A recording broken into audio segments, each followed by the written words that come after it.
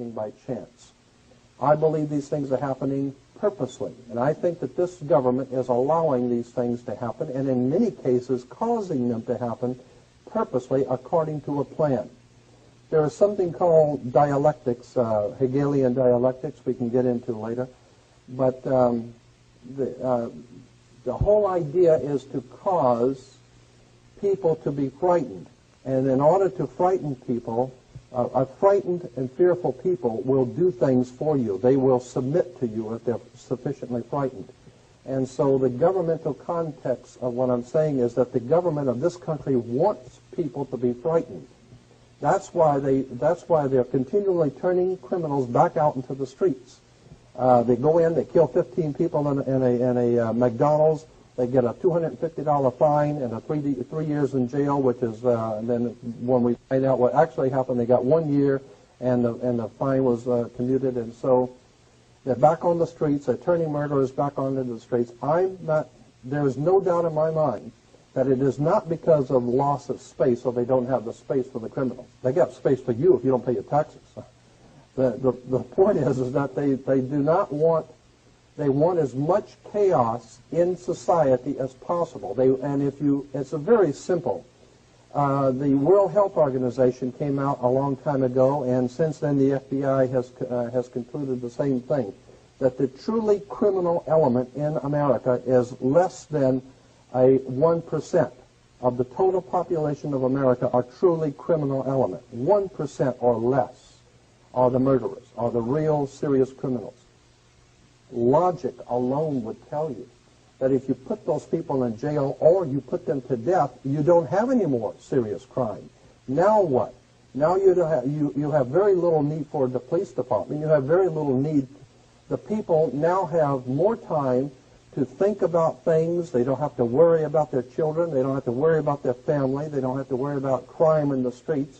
Consequently, they can concentrate now on who's running this government, how fair are the equitable are the laws, and so therefore it's better to keep people occupied. We've known that for a long time. That's why politics is called political science. There is a method to controlling people. Politics is referred to as political science. It's a science. If you can keep people organized, keep people disorganized, frightened, fearful, broke, that's another thing. They want to keep you financially in a hole. Then people are subservient to you. You do not want people to become self-sufficient and have enough money that they don't have to listen to you. You need crime, and you'll see why. I'll show you today why you need a lot of crime. You need to let criminals back out into the streets. They talk about something. If you think about the logic behind these rules and behind these new laws we have, it's absolutely insanity. A criminal goes out, he kills somebody, what do? They take the gun away from the criminal and they let the criminal go free. Then they say that there's just a proliferation of crime. We can't do anything about this crime that's out of control, the drug trafficking and all the killings going on and the gangs killing each other. But the point is that if you don't pay your income tax, or if you do something that's against the government, in the system of things, if you get out of line, they will find you. The IRS will find you if you don't pay your income tax. You can go into the Amazon jungles, and they will come down there looking for you. And if they have to spend $7 million, they're going to find you, and they're going to bring you back here and make an example out of you. So if they have the power, this is the most powerful military nation on the face of the earth, ever devised by men. This nation is the most powerful military combine on earth. It has always been. And if you think about the time back in, 50 years ago in 1940, when the United States was a very infantile country, it didn't have all of the high technology it has today, and just within a couple short years, it got its stuff together and was able to meet Adolf Hitler on the field of battle throughout the world, and was able to do a battle with the whole Nazi empire. But they can't do anything about the drugs in Pacoima. The problem is that they have total control over everything. So anytime you see things going on, just understand that the powers that be in this government want it that way. Franklin Roosevelt, probably most of you don't remember who he was. He was one of the presidents. Franklin Roosevelt made a statement publicly that I think is very important. He said that anytime you see anything happen in politics, you better understand it was planned that way. So anything that's going on in this country that you see that sounds crazy and lunacy, it's crazy and lunacy to you. But to those guys who are doing it, they know what they're doing. There is a method to the madness. I want to show you, and I think it'd be better if I just go on and begin with the slides, because I have so many of them, and I'll just stop and comment as we're going. Are we going to be able to... Well, I don't know. Let's see. Is that okay? Yeah, okay. On the dollar bill, you'll see on the back of the dollar bill, you'll see the symbol on the left-hand side of the bill, which is annuit coeptus, which means our enterprise is now a success, or our enterprise is crowned with success. Annuit coeptus. So you're saying, fine, so you have an enterprise and it's now crowned with success. What enterprise are you talking about? Novas ordo seclorum. Novas is novus, meaning new. Ordo is order, and seclorum is where we get the word secular, meaning the world. So it's new order of the world, the new world order. George Bush's new world order is now a success. But the problem is this was put on the dollar bill back in 1934. 1934 is when the Federal Reserve actually finally took total control of the United States monetary system, and that's when they said it is now a success, because this is a symbol. This is an emblem of a secret society of Freemasons called the Illuminati, the German Bavarian Illuminati. They were a secret society founded in the south of Germany. They were called the Illuminati, the illuminated ones, the enlightened ones. They they connected themselves to another group of Freemasons in France, in the south of France, referred to as the Pierre de Sion, French Grand Orient Temple Masons. And so this symbol today, while it's on the back of a $1 bill, it is also incidentally on a document in the British Museum and in the Louvre Museum. Both have some of the original writings of that sect of Freemasons in Germany that are today on display, and on one of the documents it has that exact symbol, annuit coeptus novus ordo seclorum, and that was in 1774 that the Bavarian Illuminati drew up their plans for what they were going to do in America and how they were going to do it. And that's not a new. That's not just from 1934. That goes all the way back to 1774. 1775, it's a symbol of a secret society. The triangle at the top with the light emanating from around it is Horus, the god of the ancient Egyptians. Of course, this is an Egyptian pyramid. You don't find pyramids in America. You find them in Egypt. And that pyramid is the symbol of the eye, was in the Egyptian religion Horus, which was the newborn sun. Every morning when the sun came up, his name was Horus. That was the solar divinity in Egypt. Horus was God's son, the light of the world, who is risen. He is our risen Savior, our risen. And so Horus was referred to as God's son, and that's why the light is emanating from around, because it's the sun. The sun is a round eyeball of God, the ancient Egyptians believed. The pupil of God was the sun, and he's watching you. And therefore, the sun was very bright. And so today we even say someone who is extremely intelligent is brilliant. They're bright. And that's why God is, of course, the most brilliant of all. Therefore, the sun is the most brilliant because it's God's eye. All right, anyway, there are 13 layers on the pyramid. And the 1776 at the bottom is 1776. A lot of people think it's because of the country being founded in 1776. It has nothing to do with that. As I said, this is on a document published back in 1774, 75, and then in 1776 the Roman numerals appeared on it in Europe.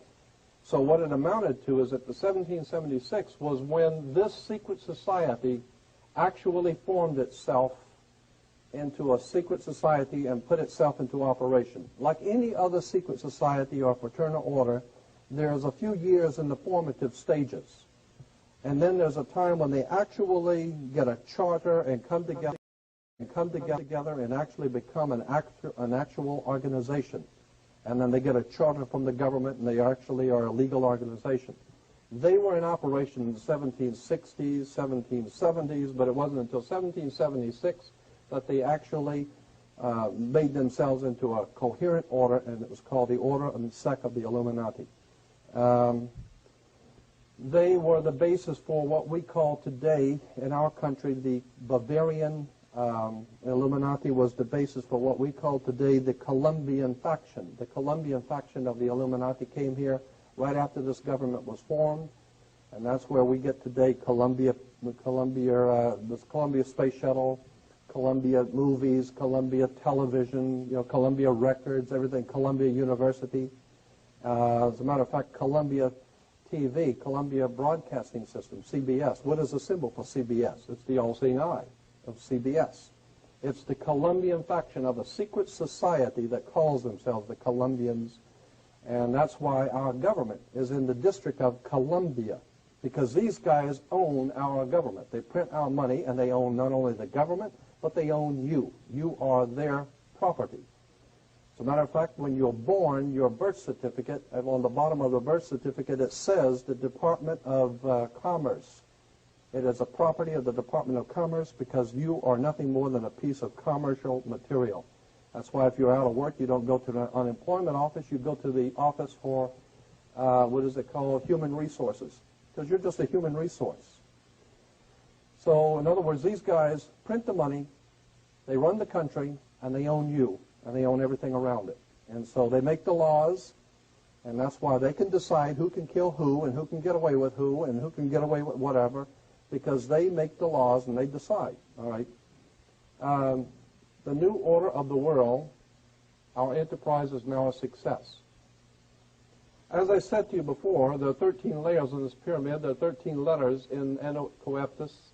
We'll get into that, all of this symbolism later. But 13 is a very important number to this secret society. There are 13 stripes, there are 13 stars here, which make up the Star of David. The 13 berries, there are 13 leaves, 13 arrows. There are 32 feathers here and 33 feathers there. Everything is done in sequence of 13 because 13 is an unlucky number. That's why we say 13 is an unlucky number, because the reason why we say it's unlucky is because it is a divinely inspired number. It has to do with God in the heavens, and therefore it's unlucky for you. And it's not supposed to be used by you. 13, of course, is based on, this is what we call Masonic symbolism. Freemasons designed this dollar bill. Everything is done in sequence of 13, and again, I draw your attention to the fact that you have 13 stars here, which collectively make up the Star of David. There's a reason why. Here, on the dollar bill, just to show you how clever these guys are and how crafty they are, on the $1 bill at the top, you'll see this little image right here. I think I can make that. This is just an enlargement. This is an enlargement from a photocopy machine, so it's not really that clear. But if you blow it up from an actual photograph, you'll see it as it's a little owl. It's a symbol of the Bohemian Society. The Bohemian Society meets in California on the last 2 weeks of July of every year. The Bohemian Society is another secret society that was spun off of a larger secret society. The Colombians have a little fun club that they meet for 2 weeks out of the year in Northern California, and they're called the Bohemian Society. They meet in something called the Bohemian Grove. I have pictures, which I don't have with me tonight, but I'm going to have on my next lecture, showing all of the presidents, all of the living presidents, excluding the new one, but all of the living presidents at the Bohemian Grove in Northern California, and they're all wearing red and black Ku Klux Klan dress type of regalia, like the Ku Klux Klanners, with the pointed headdress and everything. And, I mean, that's quite a sight to see presidents dressed like Ku Klux Klan members, right? And they're standing in front of a big open pit of fire, and behind them is about a 20 to 25-foot owl behind them. And the article in Elm magazine and Time magazine, I've got 2 or 3 different magazines showing basically the same pictures. It says that the presidents meet with all of the heads of industry throughout the world, all of the heads of state throughout the world, and all of the most important wheeler dealers in this country, and they all meet up in Northern California, and they have rituals where they go before the owl after midnight. And then what a picture you got, with all the presidents dressed up like Ku Klux Klanners with black and red robes on before an owl. And these are your presidents of this country. And the reason why they chose the owl is because the owl is a symbol used in Europe by secret societies, because the owl is wise because it sees things in the dark. And the implication is, of course, that's why they are where they are, because they're very brilliant and they know things that you don't know. So they see things in the dark and they put their little owl on the dollar bill. It's just a clever little thing, but it shows you how these guys think. We get into Masonic symbolism. When you drive by a Freemasons, the Masonic Lodge, you'll see the square and the compass and then the G in the middle. The G is for not God. Everyone thinks it's for God. It's not. It's for geometry. Actually, it goes back even further than geometry. In 1717, it was stood for geometry. But the G has been used by secret societies as far back as ancient Greece, meaning the generative principle, the principle of generation or sexual principle in nature. And so when you see that G, just remember it stands for geometry now. So talking about geometry, here is a typical geometric figure of a three-ring square. The circle, the triangle, the square, all have Masonic and spiritual meaning, as you'll see. But here we have the square within the magic circle. Here's the Washington Monument from above, the square within the magic circle. Incidentally, the Washington Monument is the Egyptian obelisk, another, like the pyramid on the dollar bill, another Egyptian symbol, because what America is referred to by the secret societies throughout the world as the New Egypt. That's a term that is given to them in their given to America in their literature, the New Egypt, because our whole laws are based on the ancient magic of Egypt, the white and black magic. That's why your police cars have black and white cars, because it's the idea of black and white magic coming out of Egypt. And, these people who are running this country are really devious. But here we have the mystic star. I think I'm probably going to have to adjust each one. Here's the mystic star, to give you an example, is a seven-pointed star that's used in secret societies. You'll see it all over. Seven-pointed star. Here's the Masonic Orders of Fraternity. Again, you'll see it.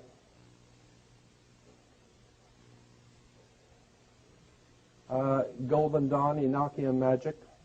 Incidentally, as I said, this whole thing is going to be like a shotgun effect. I'm covering a lot of stuff. But the old symbol of John Wayne in the movies, remember in the old movies when the pilots were taking off on the aircraft carriers, you'd always see the military doing the thumbs up signal, when the planes were getting ready to take off, the thumbs up. Well, that thumbs up signal was developed for America by Aleister Crowley, one of the most master magicians the world's ever known. And he also developed for England, for Churchill, the victory sign, the V for victory. The V for victory is from the Jewish Masonic symbol for benediction and life. You'll see that in a few minutes too. But just to show you that symbols and emblems don't just happen. They're for a reason. They mean something. Again, we go back to the seven-pointed star. And California Highway Patrol, wait a minute, there it is. California Highway Patrol uses a seven-pointed star. It has to do with the Enochian magic. And it's a magical symbol. The seven, of course, is the same seven, but the reason why we have 7 days of the week. The synagogues have the 7-candle lampstand, the 7-rayed kingdom. Everything is done in 7. It's a very important number. Here's a double cross, which was Roman Freemasonry. The double cross, which is Eastern, what do you call it, the Russian Orthodox, the Greek and the Eastern Orthodox Church uses the double cross, and it's appropriate because that's exactly what we're talking about here, a double cross. Understand where that word came from, double cross. implies that you've been deceived or been cheated or something. It's a symbol that means something, and I'll show you how it is incorporated into politics. The double cross like here, and of course on Exxon you have the double cross. And I had a letter from the Exxon Corporation asking them if that was the double cross of Eastern Freemasonry, and they said yes. That's why we did it that way. So, I mean, they don't mind telling you if you are smart enough to figure it out. They'll tell you. You write them, and they'll be very honest with you. Here's interesting. This is probably familiar to you. The five-pointed inverted pentagram is generally, the inverted pentagram is regarded as something representing evil. The five-pointed pentagram, penta, of course, being five. If you take the arms off of a pentagram, the star, and you have just the inside, you have what is called a pentagon. That's why the United States has a pentagon. The pentagon is a symbol. That's why, incidentally, Chrysler can use the pentagon symbol as a Chrysler symbol, because they're the ones that produced all of the half-tracks and tanks and everything else for the United States during the Second World War for the Pentagon. So they still use the symbol of the pentagon. But what's interesting is that this is an upside down with the point pointing down, the two pointing up, and this is a symbol, of course, as I said, representing the devil, and you see a lot of these killers and rapists and murderers, with the five-pointed pentagram. Here it is again, just showing you how it has its connotation with the pointing down being the devil. Here's the first synagogue in Los Angeles of the B'nai B'rith in 1873, and up here, what do you see, is the inverted pentagram. We're talking about this is the first synagogue in Los Angeles, and they're using an inverted pentagram, which everyone knows is associated from the earliest ages in the Middle Ages with devil worship, okay? Here's a seven-rayed kingdom of God, how the seven flames and the seven candles of light. Incidentally, the seven-candle lampstand in the synagogue, the seven candles represent the seven lights of the heavens, Mercury, Venus, Mars, Jupiter, Saturn, the sun, and the moon, the seven ancient gods of the ancient world. So when you see the seven candle, that's a very holy seven-candle lampstand. No, it just represents the seven little lights in the heavens. And each one of those lights represented a god. Each one of those gods represented a day. So therefore, we have 7 days of the week to honor the seven-candle lampstand of the seven ancient gods of the world. It's all very metaphysical. It's all very strange, and it's all very well put together. If you understand how it works. Here's the shell oil. To give you an idea, let me back it up. I moved too quick on that. Here's the Panorama Mall, has an emblem, a symbol, and I put the shell symbol next to it so you can see what we're talking about here in shell is the sun rising between two triangles. The sun rising between, that's a sunrise, it's not a shell. Just like the Toyota, you see the sun rising, and I wrote a letter to the Shell Oil Corporation, and I sent them pictures like this, and I had some extensive research material I sent with them and said, is this true? Is this not, in fact, a shell, but it is a sunrise, which is a symbol of a secret society in Europe, and it is used in this way? And they said, yes. They wrote back and said, yes, it is a secret society symbol. It's been used for the last 100 years. Prince Bernard of the Netherlands was a member of this secret society. And so when you drive by a shell, just remember, it's not a shell, it's a sunrise of a secret society, and I'll get into that, what it means later. And it's just to show you how emblems and symbols all around us, and we don't even know what they mean. Here's another one. The eight-pointed star is two squares superimposed on each other. Get it better. There's a square here, and then a square here, and it's called the double square of Freemasonry. The reason for the double square, the first square means that you play fair and square. You know, when you play baseball down at the town square, and if you, anything which is legitimate and right according to the secret societies is square. You play fair and square. And if you go to jail, they'll give you 3 square meals. It's fair. It's the right thing to do, right? And so the whole idea is square means that everything which is right and legal and just and everything's squared. So that's why even in court they say, well, your testimony doesn't square with the facts. It's square means things which are right and correct. When you superimpose another square, the implications of the second square, which you will see, means disorder. It's the intertwining of both order and disorder, meaning that you have the power over what is right and correct, and you also have the power over disorder and things which are not right and which are not correct. And so the same people control both chaos and order. Incidentally, that's why you have, well, I better not get into that because that's going to come up in a minute. Here it is again, the double square Freemasonry. The chevron oil is actually the double square Freemasonry. See, this is two squares. Oh, wait a minute. This is two squares. What this chevron is, and that's the word chevron. You'll see on the military, the police wear them on their arms, and the military wears the insignias of power. They're called chevrons because they are squares. It's a box. That's a box, and this is a box, and this box is sitting on top of that box. And if you draw a line, for a triangle back here, you'll see it's two square boxes sitting on top of each other. It's referred to as the double square or the chevron of Freemasonry, the double square of Freemasonry, okay? And so it implies that the powers that be in this world have both control over revolution, trouble, anarchy, and they have control over good government and over righteous government. So they can do whatever they want. You want to have a good government or bad government, they can do the same. They can do whatever they want because they got the money and they got the power. Here in England, of course, it's more appropriate in England, is the double square Freemasonry in London at the Parliament. It even says the octagonal Central Library in London has the double square Freemasonry. And of course, I think it's appropriate there because they do, in fact, finance and organize and direct all over the world.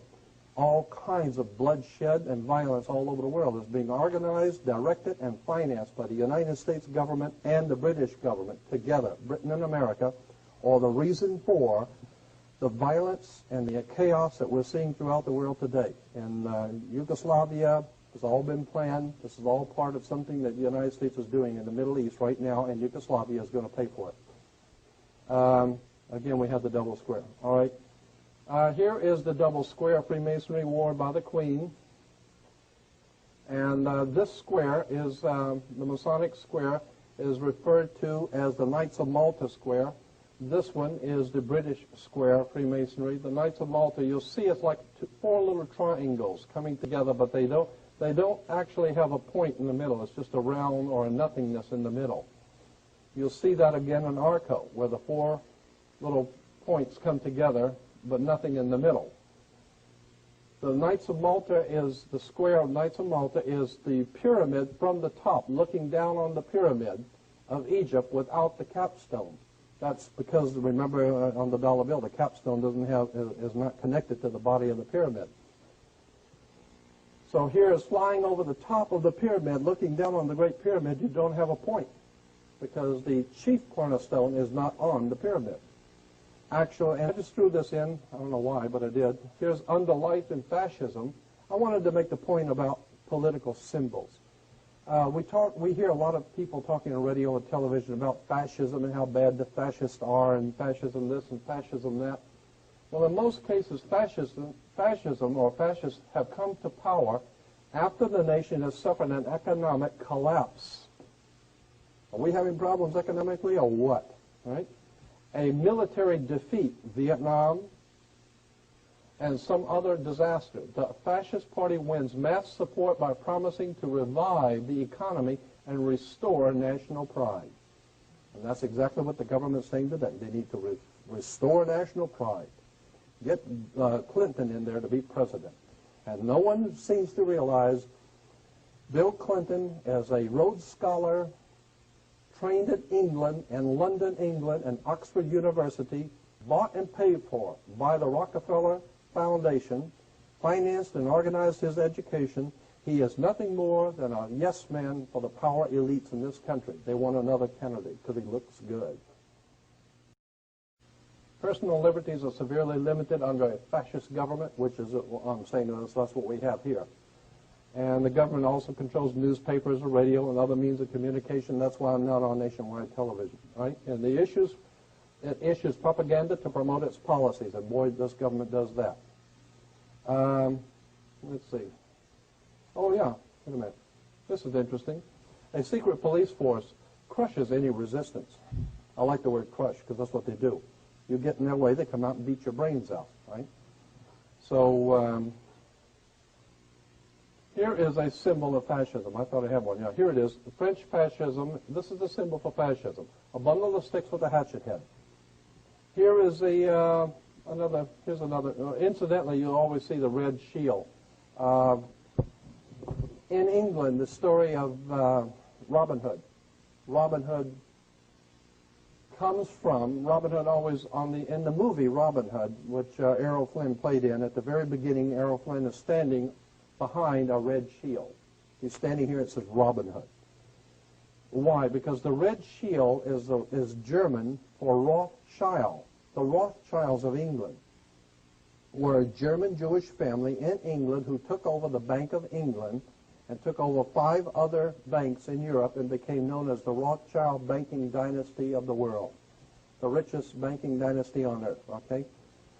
Rothschild in German. Roth is red and shield is flag or a shield. So Rothschild is red shield. And red shield, everybody in Europe knew that the Rothschilds were the biggest murdering bunch of thieves and thugs the world's ever known. Oh, sure, they're very wealthy and they get banks, but nonetheless, these are just high-class thugs. And so they were called hoods, and that's where we get the word hoods.